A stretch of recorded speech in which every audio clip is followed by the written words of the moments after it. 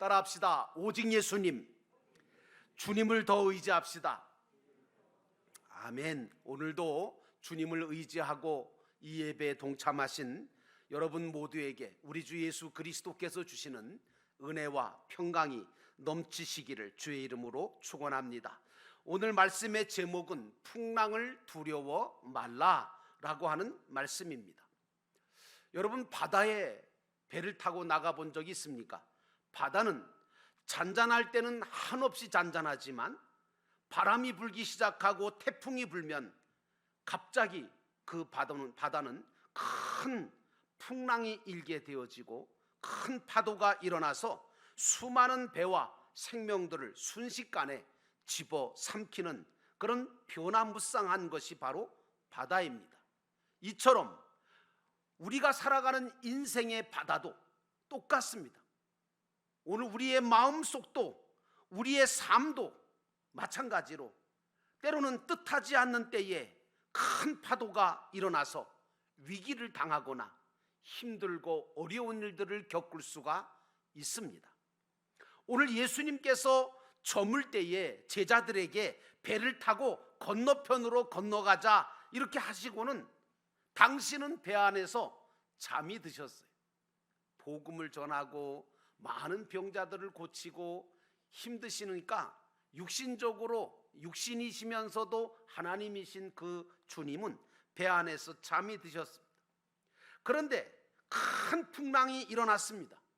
그래서 물결이 배에 부딪힙니다. 배는 심하게 흔들립니다. 그리고 배 안에 물이 가득 차서 배가 가라앉게 침몰되기 직전까지 갑니다. 제자들은 다급한 나머지 예수님을 깨우기 시작했고 그 예수님을 깨우니까 예수님은 또 일어나서 요동치는 바람과 바다를 향하여 잠잠하라, 고요하라 그렇게 말씀을 하시고 명령을 내리시니까 글쎄 바람이 그치고 아주 잔잔해졌다는, 어떻게 보면 믿지 못할, 어떻게 보면 신기한 그런 기적의 말씀이 오늘 본문의 말씀입니다. 첫 번째로 우리가 본문의 말씀으로 돌아가서 예수님은 배를 타고 저편으로 건너가자 말씀하셨다는 거죠. 35절과 36절, 그날 저물 때에 제자들에게 이르시되 우리가 저편으로 건너가자 하시니 그들이 무리를 떠나 예수를 배에 계신 그대로 모시고 가매 다른 배들도 함께 하더니 라고 하는 말씀이 나옵니다. 저와 여러분은 예수님을 믿는 사람입니다. 그리고 그러기 때문에 모든 것을 그분께 맡기고 따르며 본받아가는 제자입니다. 여러분과 저의 인생이라고 하는 이 배 안에 예수님을 모시고 살아가는 우리 모두입니다. 그러므로 저와 여러분은 언제나 내 안에 예수님이 계시다고 하는 이 사실과 세상의 그 어떤 것도 그리스도 예수 안에 있는 하나님의 사랑에서 우리를 끊을 수 없다고 하는 그 신앙을 가지고 어떤 상황 속에서도 흔들리지 않아야 그게 진정한 믿음인데요. 오늘 예수님께서 왜 어째서 해도 저물어 가고 깜깜해지고 있는데 배에 타시고 제자들에게 바다 건너편으로 건너가자 하셨는지, 제자들은 사실 주님께서 그렇게 하라고 하시니까 한 거지 그 이유와 뜻을 몰랐지만 제자들은 주님의 말씀에 순종을 했습니다. 신앙생활을 하시는 분들 가운데 어떤 분들은 이런 말씀에 대해서 많이 힘들어 하십니다. 왜냐하면 그래서 믿음으로 합시다, 순종합시다 그러면 그 말이 어떻게 들려지느냐 하면 무계획적으로 계획도 없이 아무 대책도 없이 생각도 없이 무조건 하라고 하는 말로 들리기 때문에 하자니 힘들고 안 하자니 마음이 걸려서 많이 힘들어 하시는 경우를 많이 봅니다. 그러나 여러분,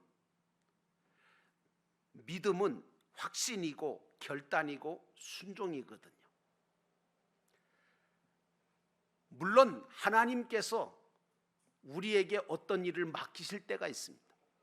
그 일은 기도하면서 참 차근차근 하나님이 우리에게 주신 능력을 가지고 최선을 다해서 계획도 세우고, 그리고 정말 철저하게 모든 일들을 감당해야 될 일이 있는가 하면, 어떤 일들은요 하나님의 계획 가운데 두시고 우리에게 알려주시지 않고 일을 진행하시는 것이 있는데, 그것은 그럴 때는 우리는 아무것도 알지 못하지만 확신을 가지고 결단하면서 순종하는 길밖에 없습니다.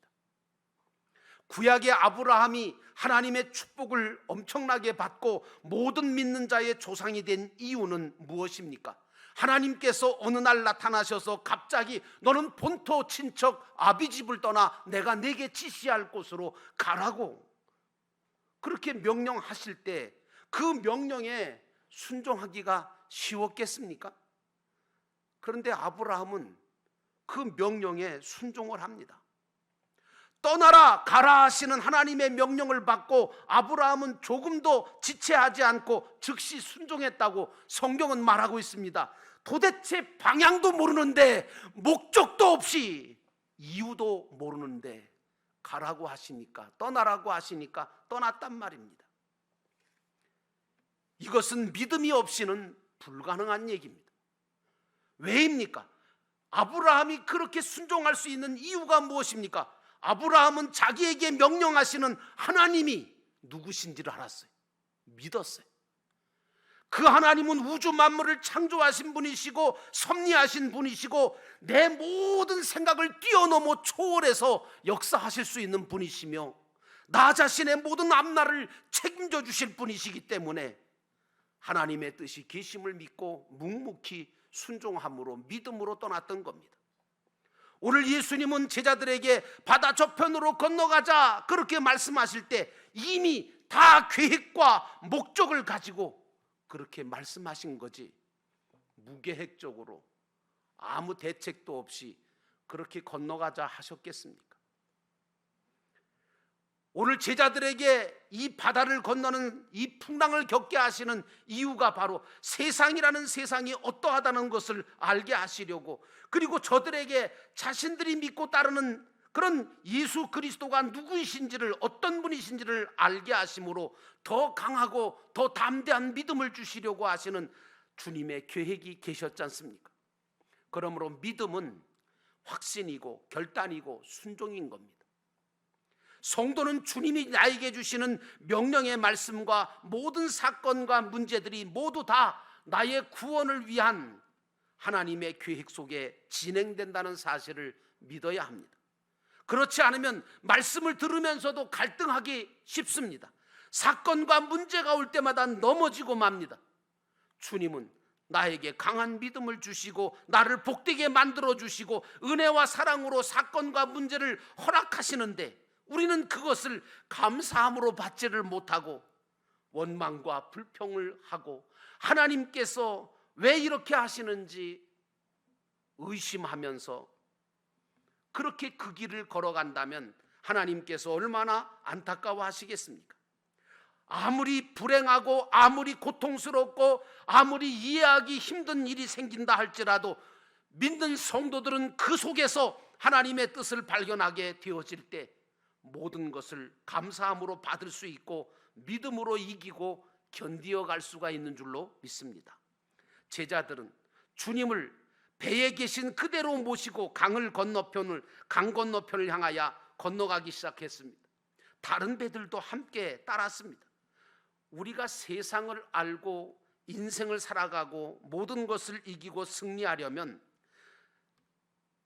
빛 되시고 말씀 되신 예수 그리스도를 모시고 그분을 의지하고 가는 길밖에 없습니다. 왜냐하면 저와 여러분의 인생길을 알고 가는 분들 계십니까? 혹시 여러분 중에 내일 무슨 일이 벌어질지 아니면 10일 후에 어떤 일이 벌어질지 알고 가시는 분 계십니까? 아무도 모릅니다. 내 앞에 어떤 일이 있을지, 광풍이 언제 불고 어떻게 불지, 무슨 일을 당할지 아무도 모릅니다.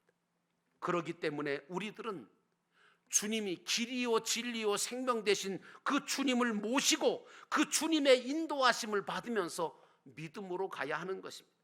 주님 안에 거하는 것은 마치 어린아이가 엄마 품에 안겨져 있으면 주변에 어떤 일이 생겨도 상관없이 잠잘 수 있는 것처럼, 평안할 수 있는 것처럼, 주님은 나의 위로자가 되시고 보호자가 되시고 도울 자가 되신다고 하는 그 확신 하나만 가지고 주님 앞에 모든 것들을 맡기고 나아가는 것이 바로 믿는 자의 기본적인 그런 신앙입니다.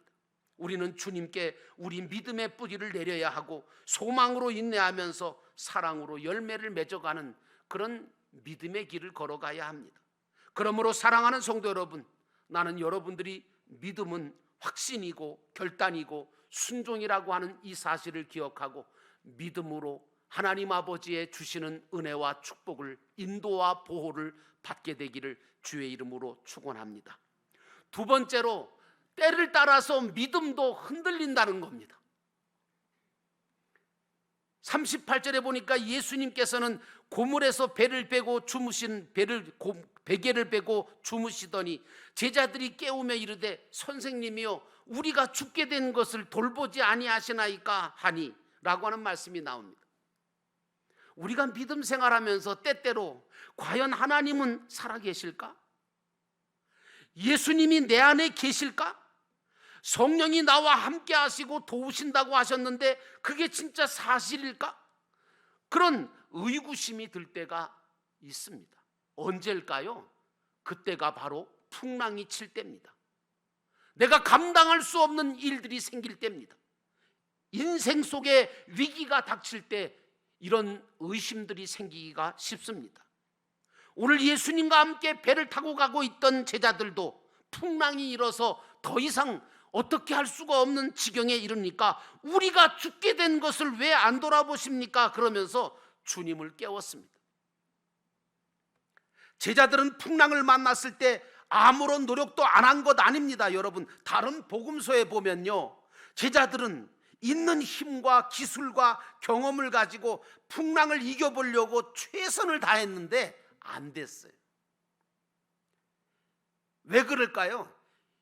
주님이 주시는 이 풍랑은 제자들의 노력으로는 이길 수가 없어요. 감당할 수가 없는 풍랑이었어요. 왜? 이 풍랑을 통해서 주님이 원하시는, 이루시고자 원하시고 주시고자 원하시는 그런 뜻이 계셨기 때문에 그 뜻이 이루어지지 않으면 이 풍랑을 이겨낼 방법이 없습니다. 여러분, 이런 풍랑을 인생 바다에서 만난다면 여러분은 어떻게 하시겠습니까? 이때에는 인간적인 노력이나 인간적인 수고는 필요 없습니다. 오직 믿음뿐입니다. 나는 여러분들이 그런 풍랑을 만나게 될 때 오늘 제자들처럼 주님을 부르고 주님을 깨우시는 성도가 되기를 주의 이름으로 축원합니다. 제자들은 큰 풍랑을 인해 자신들이 죽게 되었다고 말합니다. 그러나 주님은 저들을 죽이시려고 풍랑을 주신 겁니까? 아닙니다. 절대로 아닙니다. 도리어 저들로 하여금 큰 믿음을 갖게 하시려고, 주님을 부르며 깨우는 신앙을 갖게 하시려고 풍랑을 주신 것인데, 이런 주님의 뜻과 목적을 모르게 되어지면 원망과 불평을 하게 되고 신세한탄하다가 누구 때문에 이렇게 됐다고 불평하다가 모든 것을 허사로 돌리고 마는 겁니다. 오늘 우리에게 주어지는 상황과 사람과 사건들이 우리 믿음을 흔들게 만들어도 우리는 하나님께서 나에게 좋은 것 아니면 절대로 안 주시는 분이심을 믿어야 합니다. 내 인생의 배에 광풍이 불어닥치고 물결이 넘쳐날 때도 우리는 나를 사랑하셔서 회개하게 하시고 구원하게 하시고 연단시키시며 믿음을 갖게 하시려는 하나님을 바라보고 원망과 불평보다는 찬송하고 기도하고 감사하면서 믿음으로 걸어갈 때 주님은 그 풍랑을 속에서도 절대로 멸망하지 아니하고 구원의 역사를 이루시는 줄로 믿습니다. 그러므로 사랑하는 성도 여러분, 풍랑 속에서 여러분들은 주님을 부르고 주님을 깨우시는 성도 되시기를 주의 이름으로 축원합니다. 내 마음에, 내 인생에 파도가 일어나고 바람이 불 때 우리는 욥처럼 하나님께 대하여 원망하지 말아야 합니다. 주신 자도 여호와시요 걷어가시는 분도 여호와 하나님이시니 나는 주님을 찬양하고 주님께 순종하게 싸우니 주여 오직 주 여호와의 판단대로 나를 이끌어 주시고 주의 손으로 나를 붙드시고 나를 인도하셔서 나를 떠나지 마시고 나와 함께하여 주옵소서. 이런 고백적인 기도가 여러분에게 있으시기를 주의 이름으로 축원합니다. 이렇게 내가 주님을 의지하고 부르며 주님을 깨울 때 주님은 반드시 일어나 바람과 바다를 꾸짖어 잔잔케 해주실 것이라고 믿습니다. 그러므로 사랑하는 성도 여러분, 풍랑 속에서 여러분은 주님을 부르고 깨우시는 신앙을 가지시기를 주의 이름으로 축원합니다. 마지막 세 번째로 예수님께서 일어나 바람과 바다를 꾸짖으셨다는 겁니다. 39절에 예수께서 깨어 바람을 꾸짖으시며 바다더러 이르시되 잠잠하라 고요하라 하시니 바람이 그치고 아주 잔잔하여지더라. 주님은 육신적으로는 피곤하여 잠들어 계셨지만 영적으로는 늘 깨어 계시면서 우리를 졸지도 아니하시고 주무시지도 아니하시고 지키시는 선한 목자이신 줄로 믿습니다. 주님은 풍랑을 만나게 될 것도 모르셨을까요? 아셨죠. 왜? 그 풍랑을 준비하신 게 누군데요? 그 풍랑을 일으키신 분이 누군데요? 그 풍랑을 잠재우실 분이 누군데요? 제자들이 당신을 깨울 것도 주님은 알고 계셨어요. 사실은요, 제자들이 주님을 깨울 때까지 기다리신 거죠. 여러분은 주님을 안 깨우시나요?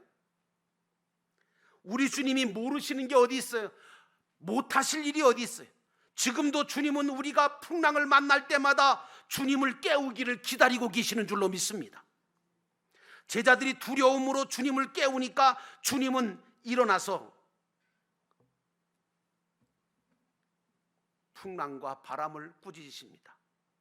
우리도 두려움이 있을 때, 근심이 생길 때 지체하지 말고 주님을 깨우는 기도를 드릴 줄 알아야 돼.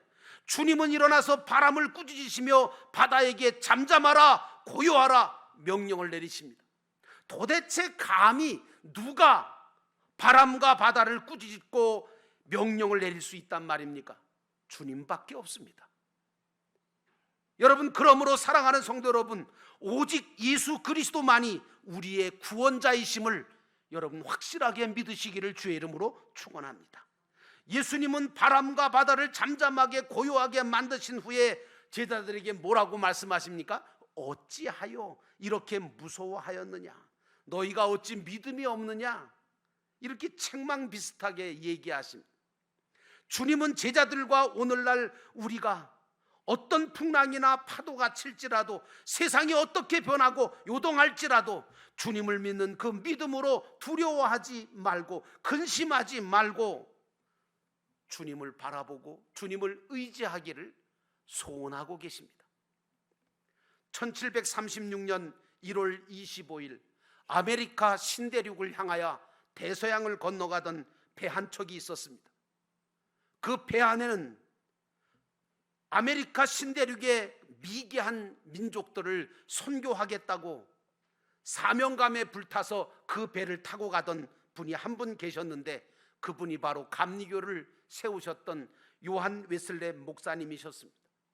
그런데 그 대서양을 건너던 그 배가 심한 폭풍우를 만나게 되어집니다.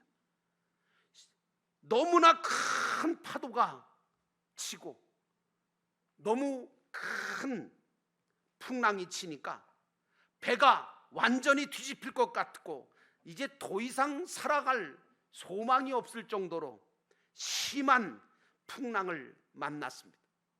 그때에 요한 웨슬레 목사님도 또 거기 배 안에 있던 모든 대부분의 사람들도 심한 두려움과 죽음의 공포 속에 사로잡히게 되었답니다.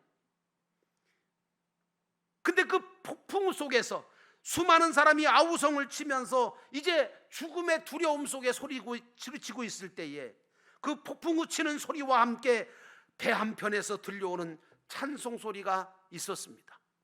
나 두려움 없네, 두려움 없도다, 주 예수님 늘 깨어 계시도다, 이 흉흉한 바다를 다 지나면